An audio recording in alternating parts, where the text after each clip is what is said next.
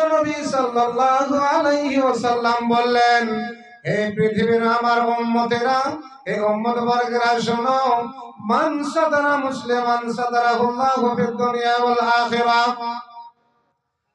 কোন মানুষ যদি কোন মুসলমানের পর্দা করে, তাহলে আল্লাহ রাব্বুল আলামিন দুনিয়াতেও তার পর্দা করবে এবং আখিরাতেও পর্দা করে তাকে জান্নাতে দিবে।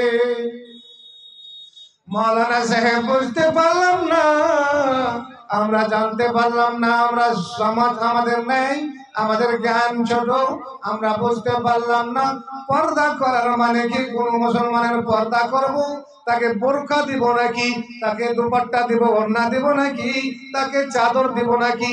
পর্দা করার মানে বুঝতে পারলাম না। হাদিসে আল্লাহ রাসূল বলছেন, ওরে আমার উম্মত উম্মতিরা, পর্দা করার মানে পৃথিবীতে কোন মুসলমান অন্যায় করেছে, তুমি ছাড়া অন্যায়টা কেউ জানে না পৃথিবীতে, ওই অন্যায়টা কাউরির সামনে বয়ান করিও না। তাকে তুমি তোমার কাপড়ে চাপে রাখো, তোমার বুকে চাপা দিয়ে রাখো, তোমার হৃদয়ে চাপা দিয়ে রাখো, তোমার অন্তরে তাকে ঢেকে রাখো।